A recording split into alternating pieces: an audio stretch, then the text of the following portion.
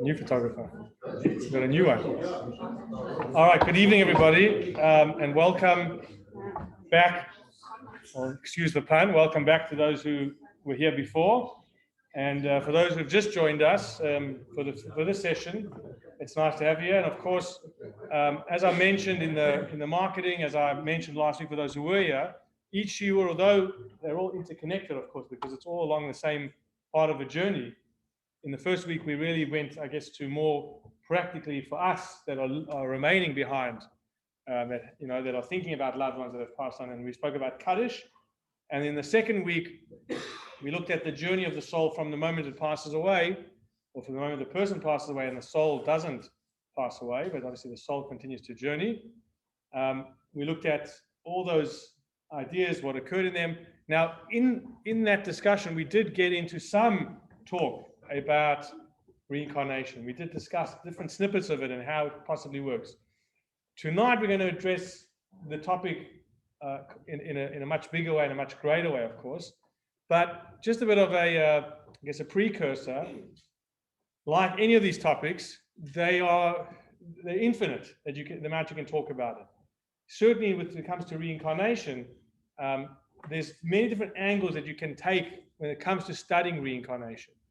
I mentioned the other week there's a book called the Sefer HaGilgulim, which we will talk about this concept of a Gilgul, and that work goes through quite in depth. Some stuff really pretty creepy and a little bit scary at times.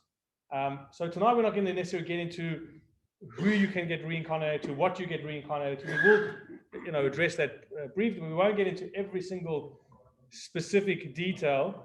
You might have taken another photo. We're not getting into our man is here, our man of the moment. Sorry, I'm late. Don't be sorry. Not a problem, Henry. Okay, so we're going to get into, as I said, discussing that hopefully by the end of this year tonight.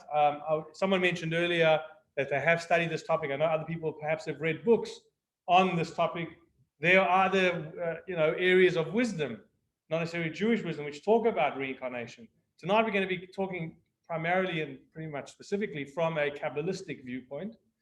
Interestingly, I'm not sure if I know this, there were some rabbis, and I'm not talking about rabbis of today's day, I'm talking about some of the greats, some of the heavyweights, who were opposed to the concept of reincarnation. Some of them believed it wasn't necessarily a Jewish belief, but the overwhelming acceptance, and certainly through the eyes of Kabbalah, through the eyes of mysticism, which I think are the best placed rabbis to talk about this, very much speak about reincarnation. And we're going to look at that tonight. So we're going to try and address how does my life connect to a life that perhaps was before me? Is there any connection? We're going to look at, do our souls return for a new mission, an old mission? We'll look at, does my previous lives, if that's the correct description, we'll see if that is or not, does that affect my present or my future? And as I said, tonight we're going to look at the Kabbalah's understanding of all of this. And ultimately, I want you to get a picture, and this is my hope by the end of tonight, the complex system of what we'll call the interconnectedness of souls and how all of our souls can influence each other and all those of the souls that came before us. So it's really going to hopefully paint an interesting picture. Now, two things which are crucial about tonight. The first thing is to dispel perhaps certain myths about reincarnation. What's the myth about the biggest myth about reincarnation? I should say the second biggest myth. The biggest myth is that Judaism doesn't believe in reincarnation. As I mentioned, there are some opinions, but majority do. But the other one, that reincarnation is not about being trapped in this repeating cycle. Some of these movies where the person wakes up every day and the same day over and over again. So it's not that in a different way where it's your soul just keeps coming back and coming back and coming back. That's not what reincarnation is. And it's not something which just gets haunted by previous lives. That's not what reincarnation is. From a Jewish perspective, certainly from a Kabbalistic perspective, reincarnation is about being part of a greater whole. And it's about a common goal, a common mission, and a common source that we all come from. And so even though, yes, we each have a unique spark, as I'll talk about, and a personal mission, we are going to see how we are all interconnected. And more importantly, tonight is really about looking, as we'll see, how this can make a difference to our lives now. It's not just for interest's sake, right? You can read, reincarnation is fascinating. I actually have a book in my office that someone gave me. It's stories of reincarnation from a Jewish source. So if anyone wants to, I can't recall the title of hand. I think it is stories from reincarnation or something like that. But it's Talmudic stories and other Jewish text stories which talk about reincarnation. So there are some really interesting, as I said, some creepy things as well. But more importantly, it's about how does it make our lives different tonight and hopefully going forward. Before we start, I want to go through about 5 questions of true and false and see where people's minds are at. Okay? So if you're not shy to talk, then please feel free. We're not going to get into too much discussion because of in the interest of time. But I just want to see sort of where this group's at. And again, it could be such a wide range of views and opinions and knowledge, and that's fine. Now, I think I've already answered this one, but the first true and false I was going to ask you is the belief in reincarnation a part of Judaism? And don't feel embarrassed. Just curious, before I mentioned what I mentioned earlier, by raise of hands, who always thought that reincarnation was part of Judaism? Raise your hand. Okay, who thought it wasn't part of Judaism? Raise your hand. Okay, so the overwhelming majority did believe it was part of Judaism. Now, as I said, the Kabbalists certainly assert this concept of Gilgul, which I'll talk about, and it's about the understanding of how our lives work. And as I said, there were some rabbis who disagreed. Question number 2, seeing as question 1 was very easy. Does reincarnation mean that the same soul that once inhabited a particular body now returns to a new body? So the same soul that lived in X now comes and lives in Y. Yeah. Is that true or false? Raise your hand if you think it's true. True and false. There's no other options right now. It's true. Is that true or false? True. False. False. Okay. Where did we have a false? Edwin and Harold at the back. Okay. So the interesting thing is, one of the main myths of reincarnation, certainly from a Jewish perspective, a lot of people think is that reincarnation is soul recycling. Okay, the soul gets recycled, it comes back. The truth is, what we're going to try and dispel tonight is that notion of soul recycling, and rather try and say that there's this remember we spoke about it last week briefly, but I'll get into more specific detail tonight, that there are undeveloped sparks that have been part of another soul, and these undeveloped parts of another soul now germinated, if you like, and become part of a new soul, like branches of a tree, like we'll speak about a candle later on. So it's not that this soul that's in you was living before and it's now just being, implanted in a new person. We're going to see that there's a spark of that's taken, and now it's regenerated into a new person. Okay, which will. Two souls. It will be more than two. Or 3 souls, whatever it is. This again. This is a preliminary. We're going to get into this in much more detail. Third question: true or false that reincarnated souls don't have their own identity, but they share an identity with a previous personal life? Almost similar to the first question, but slightly different. Meaning, do they now take on a new identity, a new existence, or are they just part of an old identity from previous lifetimes? So if you believe that they take on a new identity, raise your hand. Okay. If you believe that If you believe that they don't take on a new identity, raise your hand. So sort of the more people believe they do take on a new identity. Now the truth is, some of the earlier rabbis grappled with this question quite a lot. Lots of discussion, a lot of writing about it. And they said that, how could it actually work? Because their question was, they couldn't understand, if reincarnation was a thing, how is it possible that if the soul gets reincarnated, how come none of us know or can really sense what happened in a previous lifetime? And so they didn't really believe that reincarnation could actually be in existence, because they felt that if it was truly someone's soul now came into another person's soul, there should be some type of memory connection. Now, I know there are some who say that you can have flashbacks or deja vu. People say it's got to do with reincarnation. I don't believe that's a Jewish text or that's a Jewish thought or belief. It's, there are, and you'll see in a moment, there are connections between souls. So you'll see there might be certain feelings or aspects, but more than that, there's no conscious memory. You don't remember, you remember what you ate yesterday, hopefully, but you don't remember what meals you ate in a previous lifetime. You don't remember what family you were part of. You don't remember, what races you ran, if you ran races. You don't remember which time you lived in. Why not? So these rabbis believe that it obviously was an issue. Now, the issue why they felt like that, because they defined the identity of the soul as that the soul was basically the root of intelligent or abstract thought. That's where they thought that all our thoughts, all our emotions, our feelings were rooted in the soul. And that was the identity of the soul. And so therefore they thought, it should imply there should be some imprint of that abstract memory in the new life. Kabbalah said no. The Kabbalah said that the source or the identity of the soul is what? It's just a spark of God.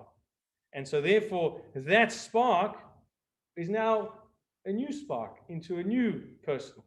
That's the root of it. So there's no connection or intrinsic connection between the memory or the intelligent memory and any of those aspects. It doesn't exist.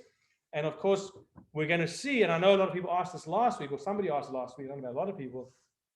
If that's the case, many people question what happens when there's the resurrection of the dead. One of the fundamental beliefs of Judaism, we pray for it every day. We call it Tchiyat HaMeitim. So if that's the case, if one soul was going from person to person to person, who comes back? And so the answer is that according to the Kabbalists, everybody comes back because it's not a recycled soul.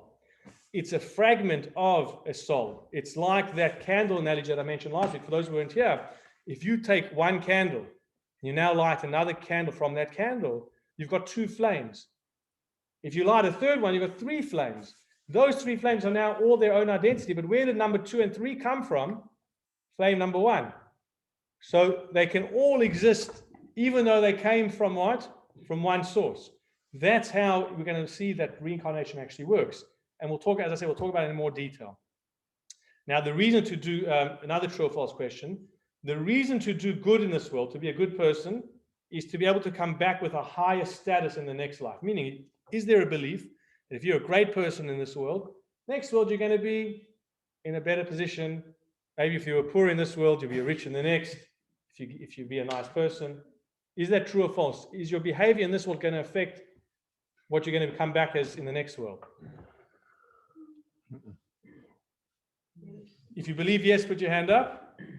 If you don't believe that, okay. So those who believe in it, the truth is it's not a Jewish belief per se. I think there's a very popular Indian philosophy that believes in that. It's not a Jewish idea that your behavior necessarily will impact your status in the next world. We'll see that your behavior does have some relevance and a big relevance to the concept of reincarnation, which we'll talk about. Final question. Souls are reincarnated to punish the soul for sins that it did in a previous lifetime. True or false? Raise your hand if you think it's true. You can ask him, he might know. He's busy fighting everyone else's sins. Souls die for the punishment.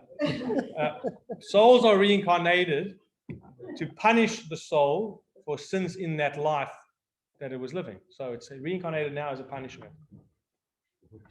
What is a sin? What is a sin? Okay, that's another whole shiur topic. So the answer is that, in fact, there is some discussion about that in Jewish discussions. We won't get into it so much tonight in terms of, remember I mentioned last week, I don't know if you recall, I mentioned that there are sometimes a person might not actually be reincarnated as a human.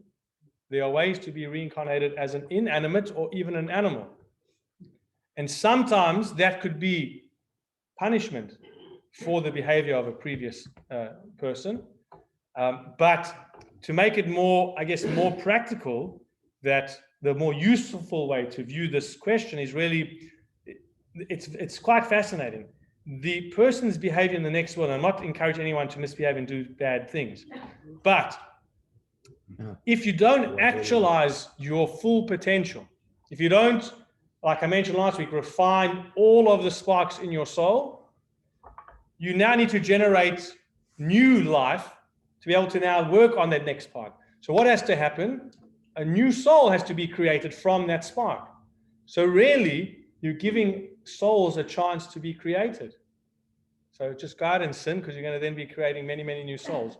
That's obviously not the idea, but it does give us some, these souls wouldn't have come into existence without our kindness, in a sense of allowing them to be germinated from our soul. And it's almost like a great kindness to mankind.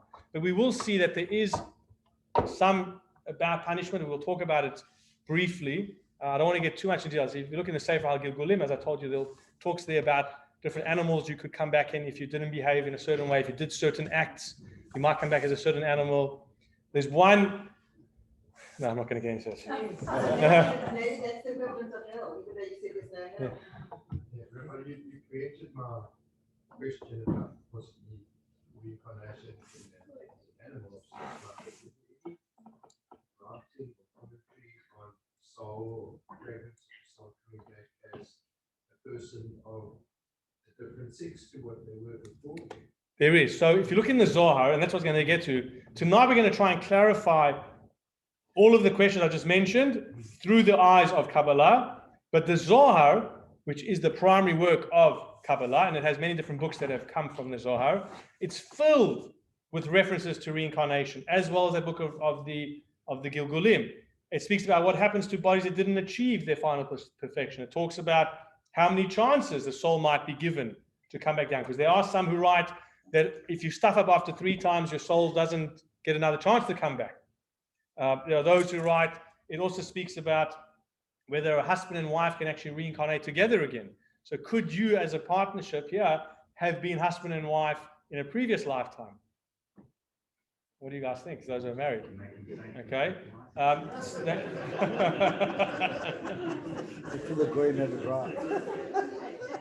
You better be careful, because you'll be experiencing the afterlife much sooner than you hoped for. Okay. If there's a delay in burial, can that affect reincarnation? And also, if the soul can reincarnate into animals, can a man reincarnate into a woman? Can a woman reincarnate into a man? And religion, can they come back in a different faith? And we'll talk about a story in that regard. So all these questions are very technical. And again, we're not going to go through each of those scenarios, but let it be said that all of these things are possible. As I said, certain animals, now it doesn't mean, and I'm going to tell you one thing, so don't stop, every time you look at this animal, don't think that this is the, but they do say that if somebody was promiscuous in their life and they were not moral, that they come back as a cat. And it says, and that's why cats scream and go through, it seems like they're going through agony when they mate, almost like a punishment for promiscuity. So whether that's true or not, I don't want you to look at your cats and say, which horrible person were you, you know? Yeah. That's why I don't want to get into all the specific animals. So the dog is Kelev, Kulolev. It says the dog is got a very kind heart. We speak about how the dog gets rewarded on Pesach. We're supposed to feed the bones to the dog because they didn't bark at the Jewish people when they were leaving Egypt. So certain animals do, the name of an animal does have something to do, any name, the name of each of us has something to do with our soul.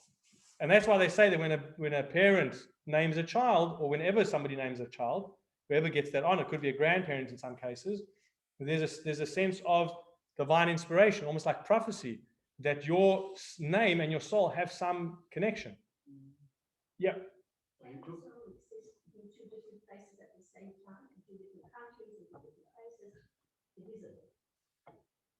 The same soul, it's a very, again, when you say the same soul, do you mean can there be two fragments that have come from a certain soul? There are possibilities like that, but again, we're not going to get into one other area, which I don't want to get into tonight because it is rather complex, and probably we can spend a whole shiur. There's something called the dibuk. Has anybody ever heard the word dibuk? Yeah. Dibuk was almost like these, what would you call them? They came to spook people. They were spirits that would hang around. Is there such a thing as a dibuk? Does Judaism believe in dibuks? And the answer is yes. They do say that the holy Baal Shem Tov banished all dibuks from the world. He helped them have a purity, he helped them have a tikkun, and they all went back into the Garden of Eden. But a dibuk would exist in very basic terms where the soul didn't really have a place to go. The spark that was generated, or the very soul itself that we spoke about last week that would go through the cleansing, sometimes there would be an instance where that soul would not have rest. Either they were incredibly, incredibly wicked, maybe like a Hitler, and that soul wasn't even able to go through the cleansing. And so therefore they were banished to just hang around. And that soul then wanted, what was it trying to do? Why did it spook people? And why did it try, we said it possesses people, right? You've heard of this thing, possessing people. Why would it possess people? So it's not like a horror movie where they wanted to possess you, that wasn't the purpose. The purpose was they wanted to get a chance to relive so they could then have a tikkun. That's what it was trying to do, not to spook something. There's been stories in Israel over the years. I remember probably about 5-10 years ago, there was a story. They called in all the chief rabbis. This person claimed that they were spooked. In the end, they were just on heavy medication and they needed a psychiatrist, not an exorcist, So that's that idea. But more importantly, we're going to see how the reincarnation can infuse our incarnation, our chance now, with greater peace, hopefully, with trust, with confidence in our mission and confidence in what we're doing. That's really more important. All right, so let's continue. I did mention animals. Again, I don't want to go into every animal that we spoke about, but I'll tell you a quick story which perhaps gives us some concept of that. Now, they say, this story is actually about the Baal Shem Tov. Now, they say if you believe every story of the Baal Shem Tov, you're a fool. But if you don't believe that they're possible, you're a non-believer. So you have to believe that they could have been possible because it's the Baal Shem Tov. But if you believe every story you hear about the Baal Shem Tov, then again, you're a bit gullible because they can't all be real. So take this story in whichever way you want. The story goes, the Baal Shem Tov was traveling, as he always, every story is about the Shem Tov, he's traveling. He did a lot of travels. And he came to a particular town, and he came to a particular inn, and he entered this inn, and they used to obviously go and have a l'chaim and a drink, after a long day's travel. And he happened to sit next to another person. And he saw this Yid order a whiskey. He knew it was a Yid, obviously. And the Yid was one version says that he drank the whiskey, the other one said he was about to drink it. And the Baal Shem Tov stopped and he said, "Oh, did you say a bracha? Did you make a blessing? As a Yid, you should say a blessing before you drink or eat." The man says, I don't believe in this nonsense, this narishkeit. Who am I thanking? What am I thanking? There's nothing out there. And the Baal Shem Tov said to him, "I want to tell you a story." He said, a man once, unfortunately, passed away. He went up to Shemayim. He went to the tribunal like we spoke about last week. And unfortunately, they decided that he was okay. It was almost like chetzi, half. He had done it. But there was one area where he was not proficient in throughout his journeying, and that was in thanking Hashem and being grateful and really saying brachas. So he was going to be sent back down. Now, in terms of our discussion, what this would mean that a fragment of that soul will now, unfortunately for this person, they were not given the opportunity to go back as a human being. Now, for whatever reason, the tribunal decides that. Again, it's very painful for the soul because a soul can't really express itself either as an animal or as an inanimate. Its greatest expression is in a human. So whatever reason, this soul came back down as what? As a grain of wheat. And the purpose that it was in this grain of wheat was that it was hoping Hashem wanted that there should be a Yid who would make a bracha on this grain of wheat, and then it would have its tikkun, and it would be able to go to Gan Eden. So it comes back in this grain of wheat, and again, very traumatic for the soul, very unpleasant for the soul. A whole year goes by, it gets planted, it gets harvested, it lands up in a bakery in some town in the middle of nowhere, and no one says a bracha on it. So the soul begins its journey again. Another year goes by, and it says for years this goes on, and eventually it's made into a bottle of whiskey, and it's sent to a particular town, sitting on the shelf, and no Jews have been coming in. One day a Yid walks in, and the soul is jumping in the bottle of whiskey and saying, a Yid, the bracha is about to be made. And the Baal Shem Tov says, of course, that's the walker. That's your whiskey, he says to this guy. So whether the guy had drank the whiskey already or not, I don't know. But the Baal Shem Tov told him, you need to make a bracha. And the guy, of course, was really spooked and freaked out. And the Baal Shem Tov said to him, what's special today in the Jewish calendar for you personally? I don't know. He says, well, I'll tell you, your Zayda's Yortzeit is today. And that soul is the soul of your Zayda. And the man obviously made a bracha, and the Baal Shem Tov said, your Zayda's neshama is now resting in Gan Eden, or that spark of your Zayda's neshama. So again, this story, although, again, whether it's accurate or not accurate, it really depicts the cycle of what we spoke about in terms of reincarnation. Very rarely will a soul land up in a grain of wheat? But it's possible. So treat all whiskey with respect, and make sure you say drink lots of whiskey. Now I'm going to have alcoholics saying, "I'm trying to save all my relatives." Right? But it does teach you. It does teach you to treat everything that you encounter. It does teach you to, when you eat, when you encounter animals, to have respect, to treat them nicely. Because again, not that it could be a grandparent in there, but we don't know what's going on here. We don't know how it might affect us. All right, what is a Gilgul? Because I spoke about the Sefer HaGilgulim. The Gilgul is what we call reincarnation. But what is Gilgul? So the unfortunate translation, a lot of people call it, is a cycle. So it sounds like it's almost, when you got that recycling arrows, that's not what a soul is. It's not being recycled, and as I said, going from next. A Gilgul is more from the word of what we call like a wheel. It's more going forward, moving, pushing forward, which means we call it a Gilgul because you're getting closer and closer to what? To perfection. Each and every Gilgul is now bringing the world closer to the ultimate goal, which we'll talk about. That's why it's called a Gilgul. It's rolling forward. It keeps coming forward. Okay. Reb Chaim Vital writes the following, and I've quoted a little bit from his work. I've paraphrased it into English.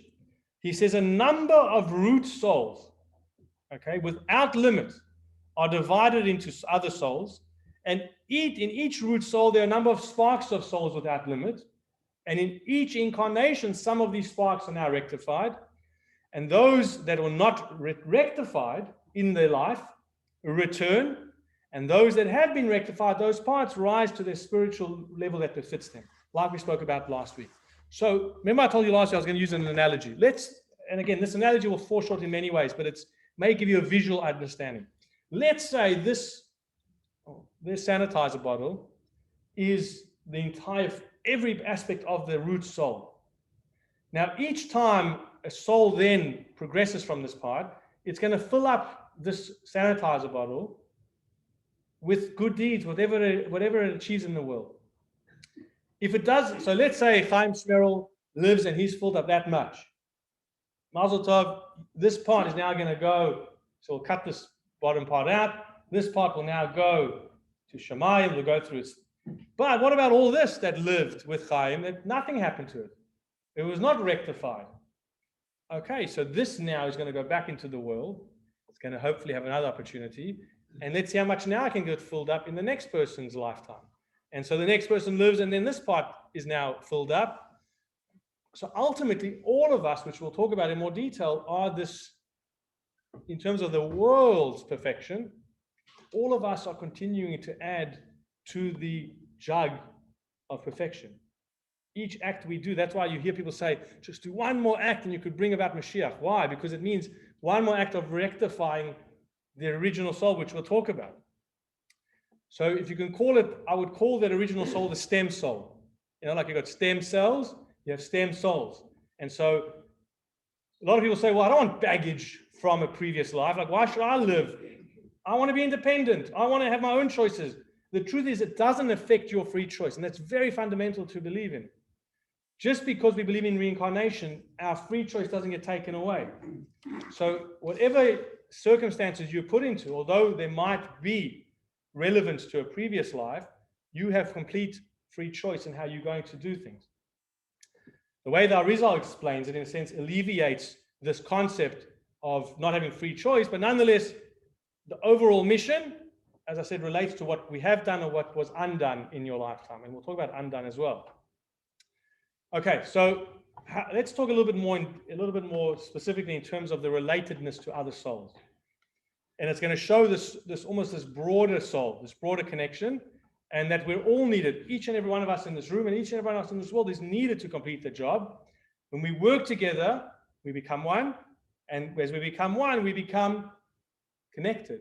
And everyone, if we go back, we trace the roots back of reincarnation, Adam, they say Adam, who was the first man and woman together before he was separated into two, Adam was supposed to achieve perfection.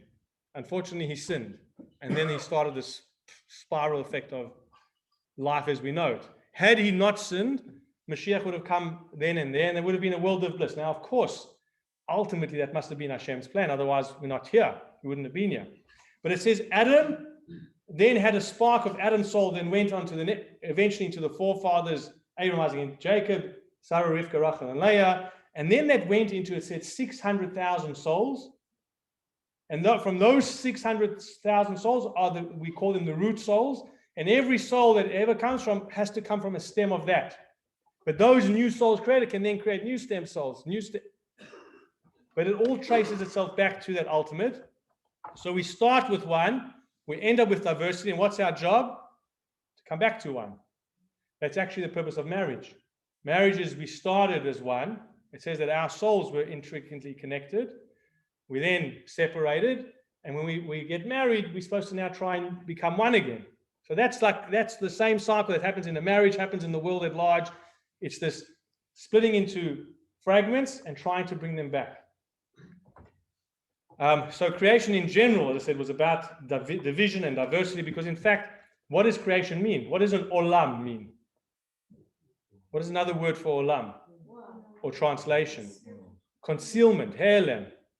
What happened when the world was created?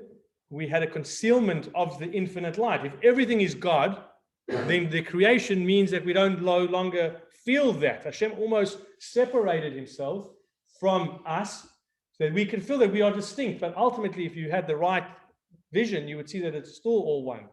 But that was the greatness of God, that he could create within the infinite. He made a space of finite. Now that's a whole different shoe. We can go in another time. We can do the Kabbalistic understanding of the worlds, the Sphirot. Really unbelievable stuff that you can have a whole different view of how the world works. But how do you achieve this unity? Okay, so the Rabbi is saying we've got to achieve unity. How do you achieve the unity? What's the formula to achieve unity? Anyone know? How do we achieve perfection? Torah, good, but more specifically, exactly right. Mitzvah. The mitzvot, 613 commandments. I told you last week that all 613 mitzvot have to be completed by all the sparks of all the stem cells. So it's a lot of mitzvahs that have to be done. So every new soul that came from the stem cell has to now complete all 613. So lots of things that have to happen. So we'll talk about that. The Kabbalists do say that mitzvot, which we are no longer able to achieve, are almost scratched off the list. But some of them would have already been achieved back then. Now, so when we create oneness, when we do these mitzvot, each vital conduit, if you like, of divine energy now transforms the division into connectedness. So you do a mitzvah. What does a mitzvah actually mean? A lot of people translate it as commandment. It doesn't mean command. What does it actually mean? It means connection. Each mitzvah is a connection. It's like these strands. And each time you do a mitzvah, you're connecting yourself to oneness. And there's more and more strands until there's total unity. So it's an incredible thing that's happening. If we could visualize it with that, if we had the ability to see what happens each time we do a mitzvah. So these 630 mitzvahs allow each individual soul to become one or complete with the ultimate existence of creation. And as receptors, each mitzvah you do, you're a receptor to draw down the infinite light, to bring down oneness. Now, if there's any lacking, then the connection won't be complete. And then what has to happen? It has to then come back to establish more connections. So we each have, however much time we're given in this world, a chance to connect and to create radio waves or cables that now can connect to the one above. And interestingly, it actually says that you also need to perceive and learn all of the Torah. So you were right about Torah. Now, how does that exactly work? So this is a bit more complex. They say there are 600,000 souls, as I mentioned. The Torah itself, and I've written this down because it's quite complicated. The Torah itself being the source of all the souls. So it says the souls actually were like emanating from the Torah. And it says, therefore, there are in fact 600,000 explanations of each of the levels of the four levels, of each of the levels of those 600,000 souls. So 600,000 souls, each of them have, when it comes to Torah understanding, there's four levels. There's Pshat, Remez, Drush, and Sod. So one is like the simplistic understanding, That's the pshat. The remez is sort of like the hints. The drush is like the sermonizing, and then the sod is the secret, the Kabbalistic. So in each of those 600,000 levels, there's 4 levels of interpretation. So these all have to be understood and learned. And then that's what, so as we go through our journey, each person learning sort of accumulates. So the more you learn, you're helping out mankind.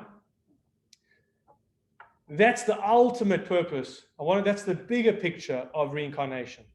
That all of us, as we live in this world, we're all accomplishing the ultimate goal. So it's quite empowering. It means that we're all connected to those that came before us, and anyone coming after us is connected to us, because we're climbing, we're filling this thing up together. But I would assume, if I open up for questions now, one question would be, how do you know what is your mission then? Like, how am I supposed to know which mitzvah should I do? So maybe all the lives before me did 612 or 610, and I've only got to do 2 more. How do I know? How do I know what my mission is? How? Whichever one you really don't want to do. Okay, very good. Hold that thought, because that's one of the ways to determine it.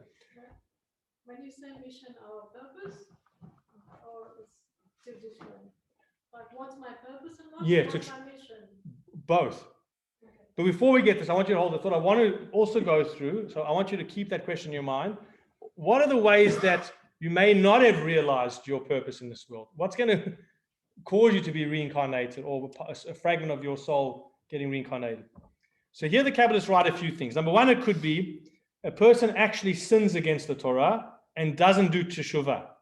So you actively sin against the Torah. I'm not talking about somebody who does it unintentionally, but intentionally you don't care, I'm going to sin, and you don't end up doing teshuvah. The second one is a person didn't get a chance to do a mitzvah.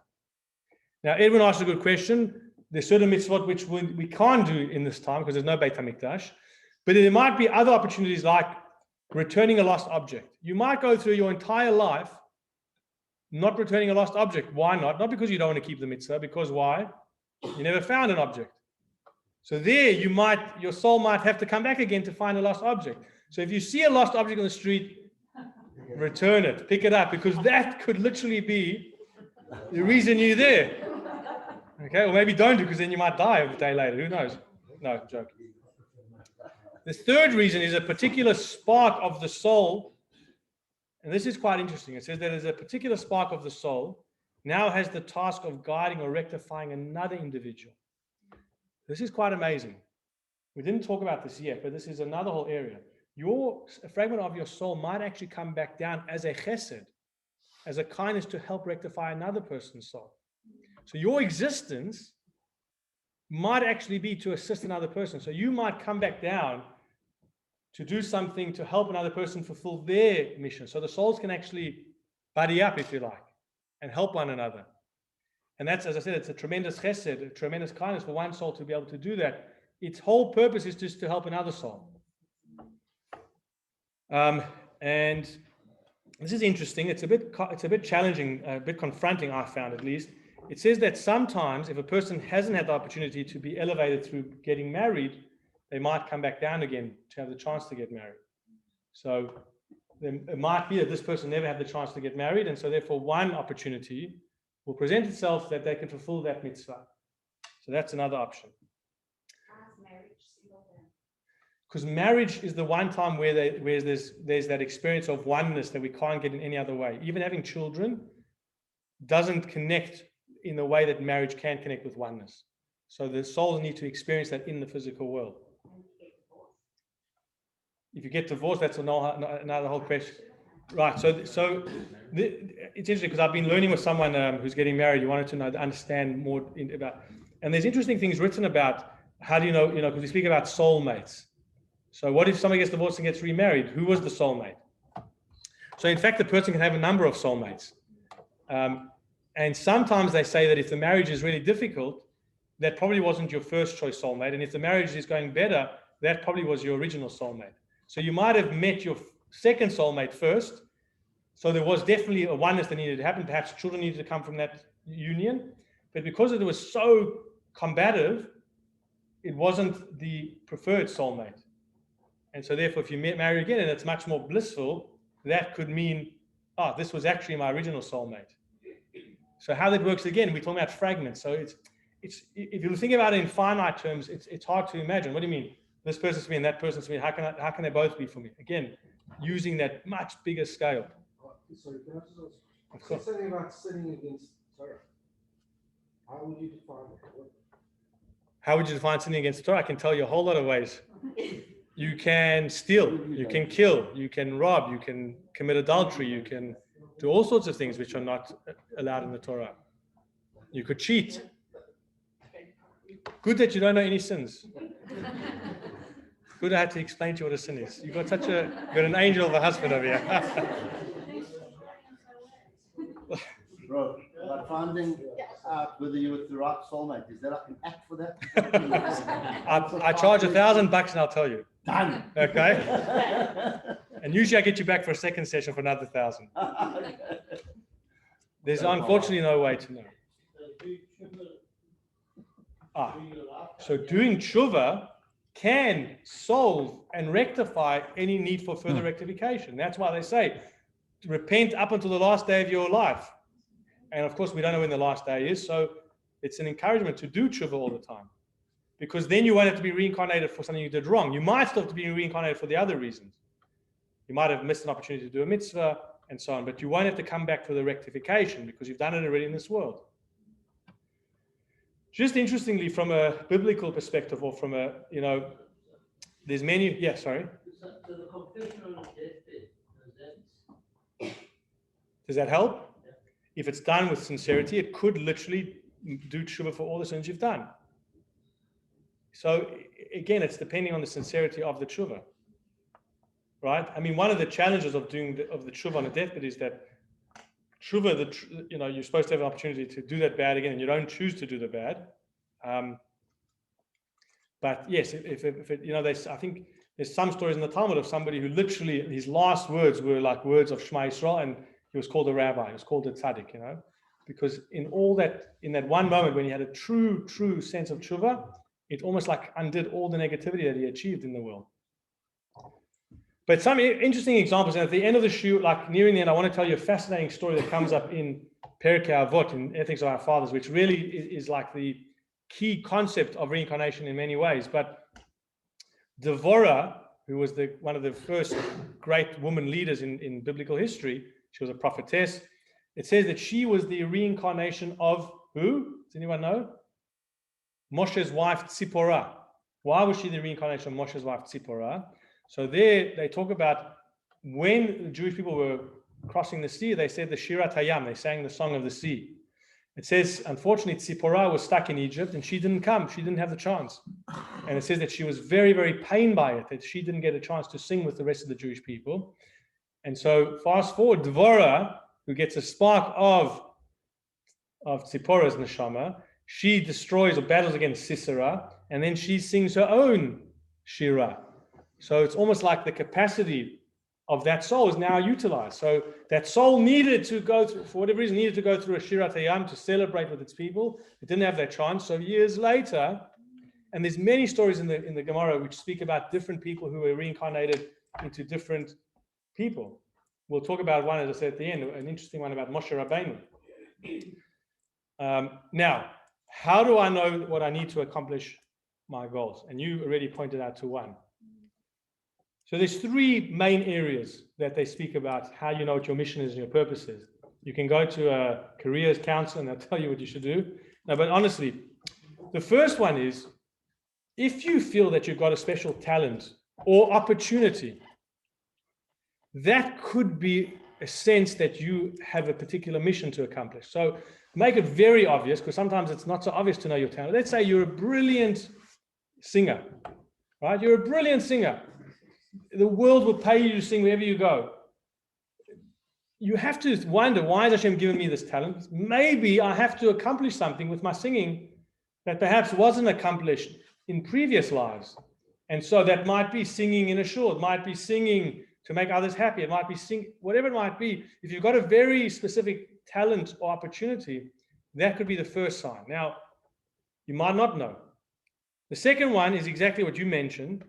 If you find a particular mitzvah very hard and very cumbersome on you, the reason it's becoming cumbersome is because the Yetzer Hara doesn't want you to achieve it. Remember, for all the free choice we have, if you got now a mission to do something, you're going to have the negative, like everything has an action and a reaction. You're going to have the Yetzer Hara trying to say, I'm not going to let the soul accomplish it this time around. And so if you find kashrut simple, then you probably kept kashrut in previous lifetimes, or your stem cell and others. But if you find certain mitzvot, and I'm trying to think of an example, perhaps, if there's it might not necessarily only be a mitzvah, it could even be a character trait, going to shul in the morning, getting up in the morning. But I think everyone struggles with that. So we all never, but it might be even a personality trait that you might be so stingy. For you, it might be so hard to part with money to give tzedakah. It just bothers you to the core that you have to help another person. And why should I give of my hard-earned money? Your mission might be now what? To give tzedakah. And that's why it's such a challenge for you. So if you struggle with a particular mitzvah, don't look at it as something negative. Look at it as, wow, now I understand why I'm struggling with it. And look at it as a positive challenge. And also, it could be, they say that if there's a mitzvah that you come across which is impossible to properly delegate to others. What does it mean by properly delegate to others? It could be that an opportunity for a mitzvah comes and it's almost solely relying on you to accomplish this mitzvah. Then you might know that that's your mitzvah to accomplish. So any of these things are sort of happening. And again, it's not that easy to know.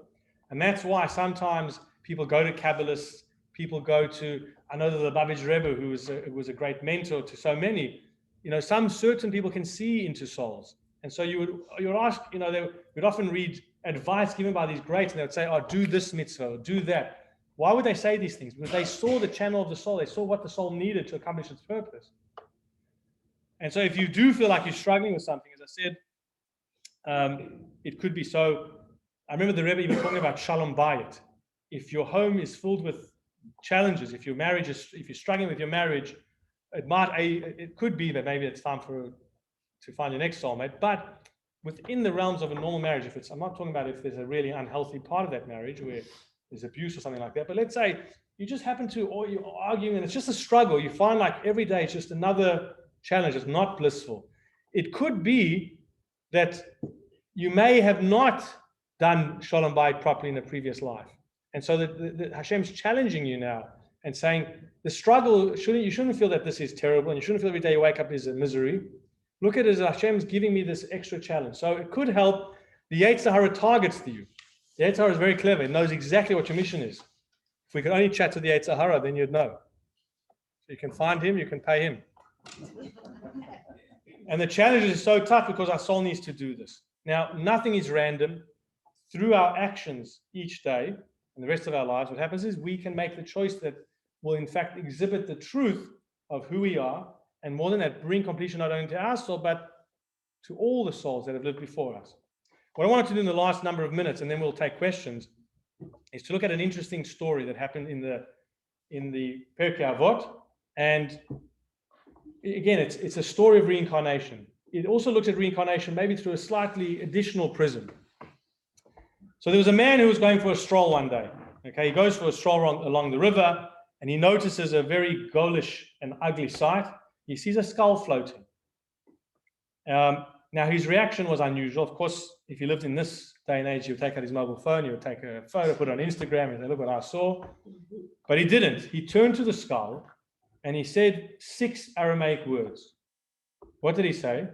He said, Al da'ateift atfuch v'sof mityafech yitufun. What does that mean? Anyone speak Aramaic? Okay, so I can make up whatever I want now. No, he said, you were drowned because you drowned others, and ultimately those who drowned you will also be drowned. Less poetic in English. In Aramaic, it's very poetic. Now, why did he use Aramaic? Of course, the incident occurred at the time when the main language spoken, this was in the Second Temple era, was Aramaic, and it was very much alive at that time, especially, as I said, Jews living in Babylonia, they spoke Aramaic. The man walking who saw the skull, he was 40 years old. He had actually migrated to the holy city of Yerushalayim to study in the great school of Shammaya and Avtalion. And these were 2 brothers actually who were originally of Greek extraction, who had converted to Judaism and who became 2 of the greatest rabbis that we ever had. Who was this man?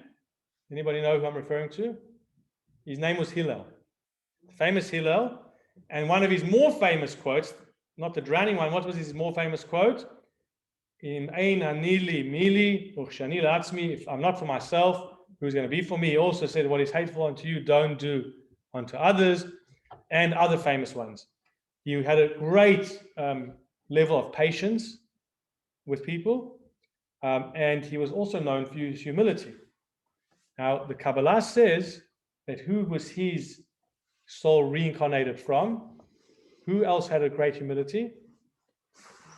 Moshe Rabbeinu. It says Hillel was a reincarnation of Moshe Rabbeinu. So now let's go see how the story relates to reincarnation. Another man by the name of Moses, as we spoke about, but not the original Moses, Maimonides, who was also a Moshe, who lived about 1,000 years after the skull story.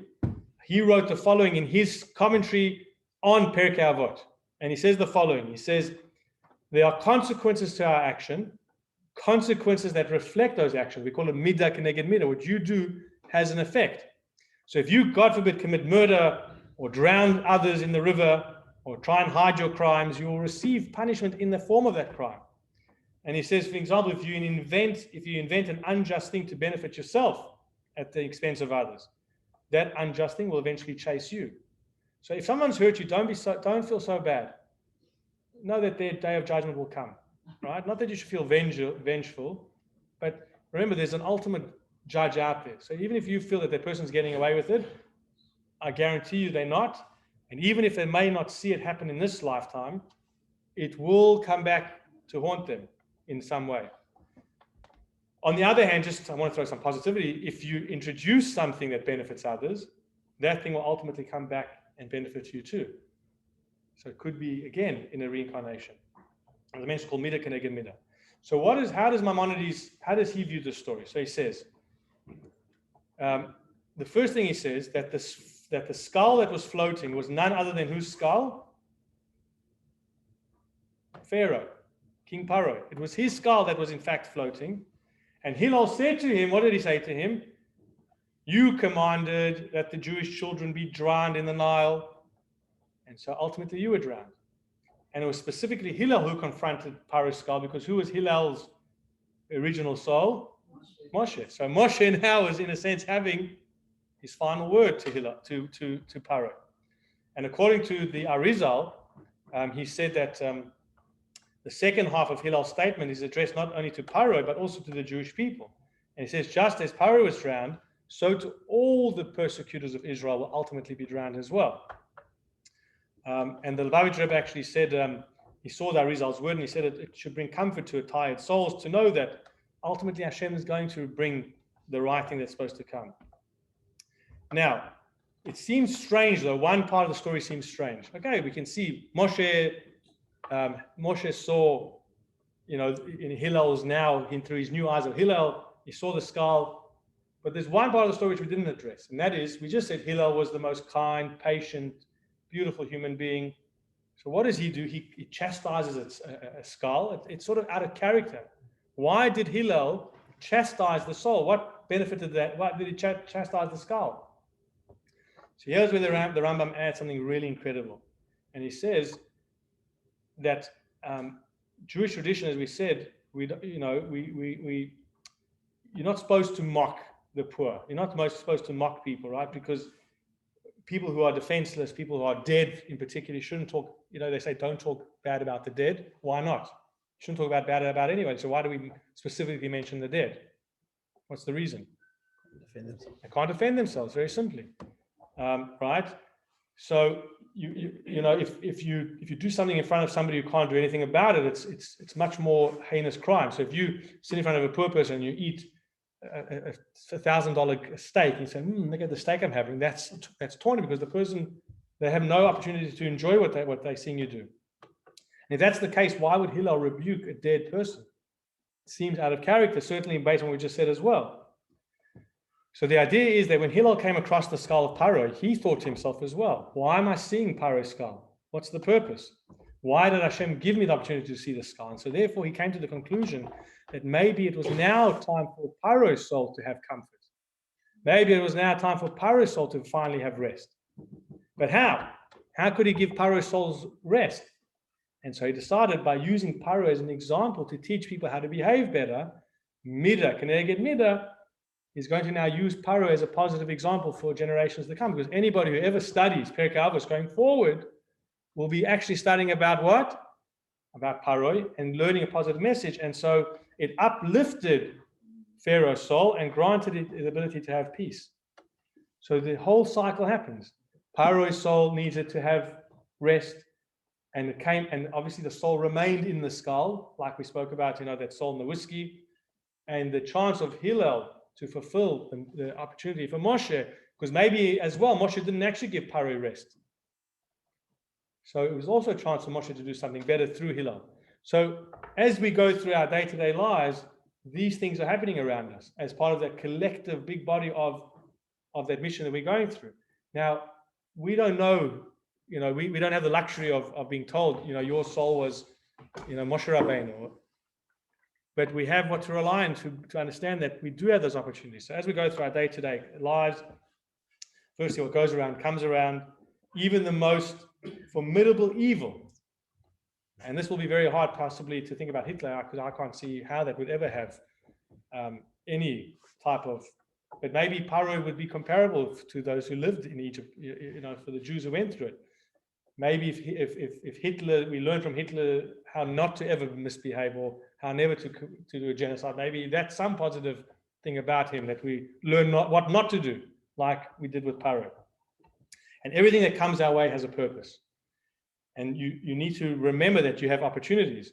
Not always is it very apparent, like in the story, but at least take advantage of things that come your way. If you get an opportunity, you never know what you could be achieving. Even a Paro could ultimately be redeemed. And like that original story of the Baal Shem Tov, when you're drinking, so everybody had a coffee tonight, you don't know what you just achieved. Amazing things. But again, so in summation, I think, number one, we recognize that knowing about reincarnation in this world is more for our own purpose, to help us, guide us, to help us, to give us comfort and strength and guidance. Number two is to remember that knowing about reincarnation is not that souls are going to just be recycled and it's like the same old soul coming back. There's new energy. You're moving forward. There's a goal at the end. Each of us takes that, we get to the finish line one step closer. And again, just remembering that each of us and the opportunities that lie ahead of us, the mitzvah that we have, the struggles that we have, really do help us. Now, I did mention last week, and I'll conclude with this, it's not something which, as I said, which would probably be very useful to talk to someone who's experienced a tragedy in their life, certainly by somebody who's lost a young person. But when I was preparing this material for reincarnation today, I came across it again, where the rabbi spoke about if we believe in reincarnation, it does change our perspective on this world and our existence. And so therefore, if somebody doesn't live a life that we think is long enough, so if somebody dies at 30, God forbid, or 35, and we're like, their life's cut too short. For us, it's a trauma. For us, it's a tragedy. For those that are left behind, it could cause really horrible things. But maybe some type of perspective would say that spark that had been germinated from a previous soul had to do something. And remember, it could even be that soul had to do something for someone else. Remember that there are those who are fortunate to be able to do a mitzvah for someone else, which that brings their tikkun.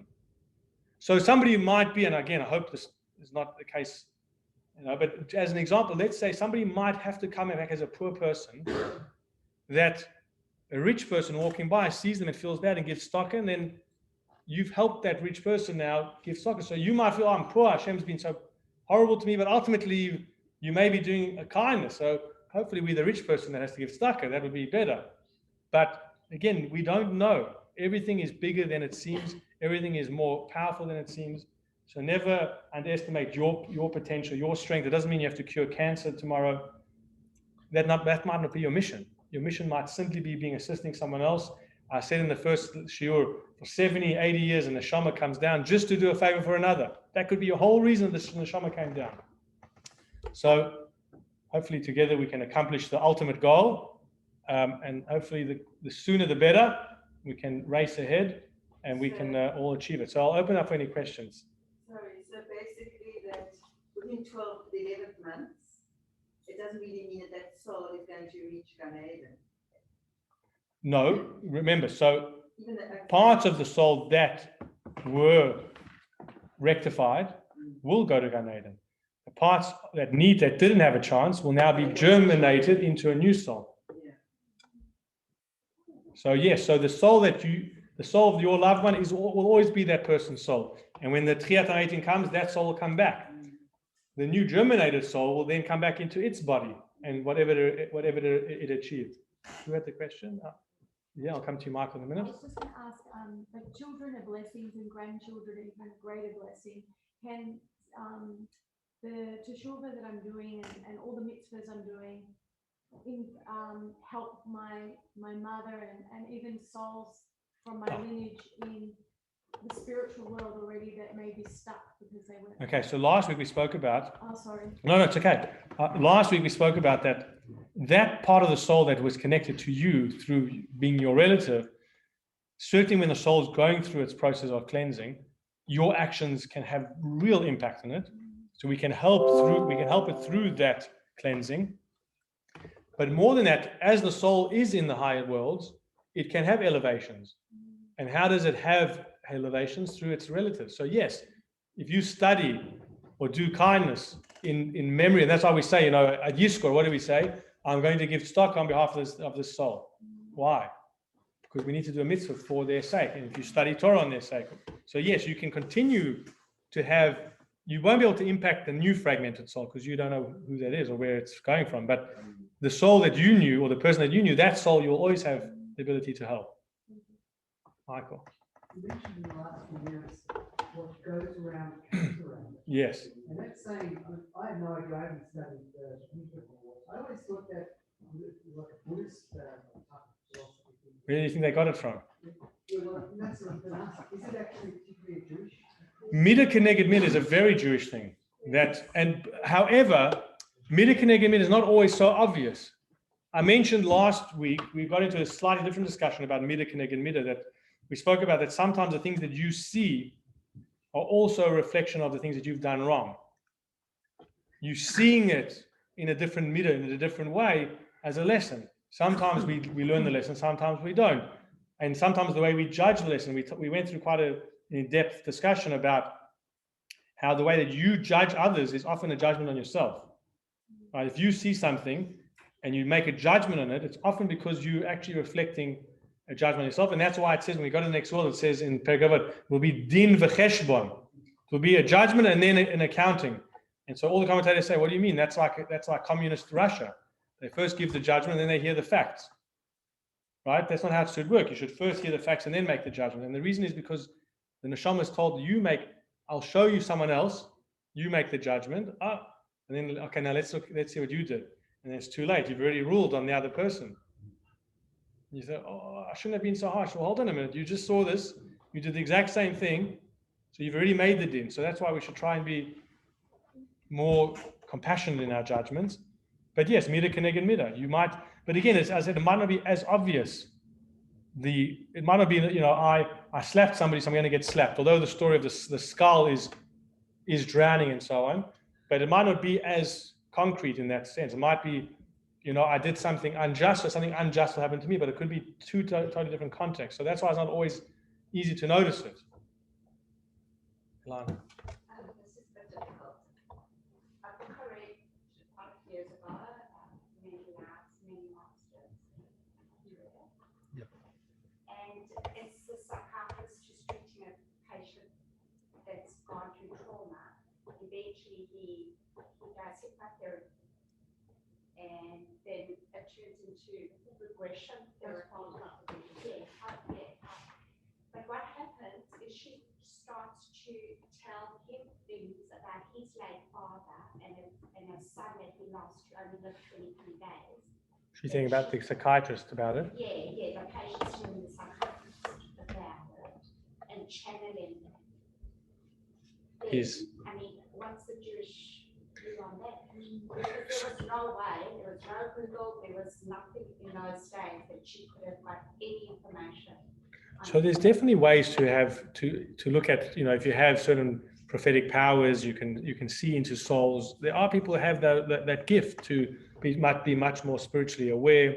And like I mentioned, I mean, I remember hearing there was a study done, that people going through extreme traumas and they didn't know why, and then they did hypnotherapy and they realized that this person had so much anxiety, not because of themselves, but because a grandparent.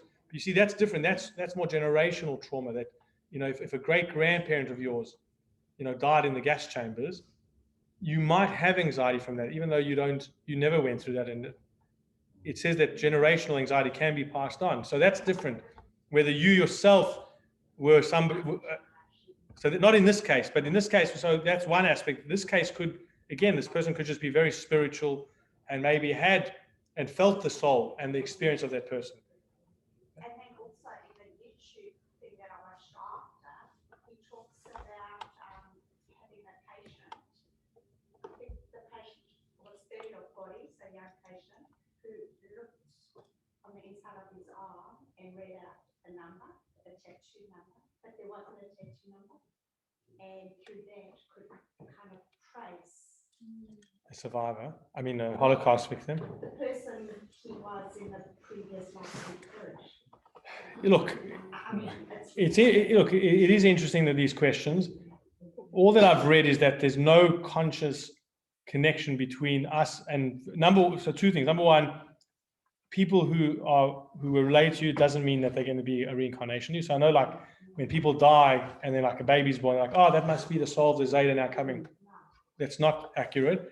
Number two is, remember, there's no real active memory. So what that person might be remembering, so it could possibly be, but even that fragment of the soul that came from that initial soul, maybe there's something in there, and that is what's triggering this person's memory. I don't know how that's possible or how it could work, but it could very likely be, because remember, they're not totally foreign to each other. It's still got the stem. It's like a stem cell. The person still has some connection. So maybe if somebody's really, really tapped into their spiritual self, they can maybe sense a part of that, where that stem cell came from, or that stem soul came from. The concept of xenoglossy, where people speak xeno is strange and foreign, and glossy is tongue. They speak a language that they have never been exposed to, but they are not channeling. They had in a past life. They were a Greek in the 2nd century, and somehow I've heard of those people who've done that as well. So that my only explanation could be based on this wisdom, is that because they've got such an awareness and a connection to their soul, and maybe they don't even know that they're so spiritually connected, that aspect of soul that came from that initial life, there's still something there that they can sense, and it's obviously been manifest in specific ways for this person. we call it soul. That's our explanation for the transmission from Correct. that time to this time. Exactly. That's what connects all the times. As I said, we're all part of one big whole. That's initially from the same source. You've got the in-between as well. You've got the in-between the life. So you've got the person passing away, then there's the in-between section until it takes on, it gets reincarnated. So there's the soul. Well, no. So the reincarnation could happen. The reincarnation could happen before the soul's gone through all of that, because remember, whatever hasn't been accomplished is already known. It's only goes through cleansing with the things that it had to do. What it didn't achieve could already happen. That's why there's some who question whether reincarnation can happen before burial, though. So once burial has happened, the reincarnation part could begin, because remember, it's just taking a fragment of the soul and now creating a new soul to go into a new life. What happens with the current soul, for lack of a better term, is irrelevant necessarily to the next step of its journey. They'll always be intrinsically connected to each other, because remember, they are accomplishing a bigger picture as a whole, but it's a new soul totally that's now come. It's like that candle. This candle, we've taken a little spark of it, it's now going on to light another room, and now we're dealing with the candle in front of us. That's basically what's happening.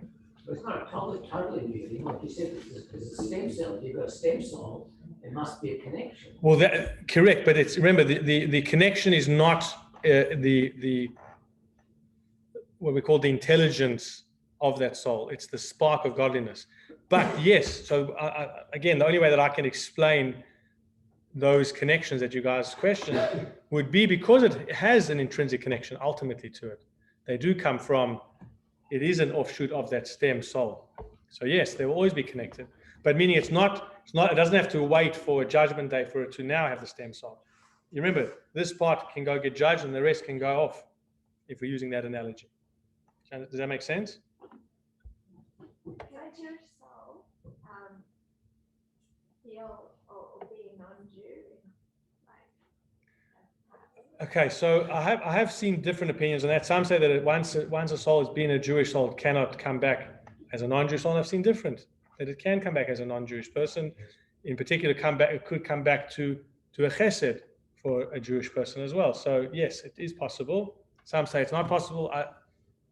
I don't know which one of them is correct, but there's varying views on that. So it could, according to some heavyweights, it could be very possible. And if you think about it, I mean, I don't know about reincarnation. I'm skeptic, but just through history, you know, the Jews, like a lot of Jews converted under pressure because there were persecution and so on. Like in Spain, for example. Well, so remember that if somebody, we do believe that if somebody converts properly, they were always a Jewish soul. It just had not yet been revealed. It had been the chain had been broken by, you go to the Spanish times of this, the Spanish Inquisition, all those times where people were, souls were lost. But it says in the Torah, Ger shenit kayer, a convert that converts, which is a strange language. It say goy shenit kayer, a nation of the world which converts. So many people explain that if somebody converts, there was always that Yiddish neshama there.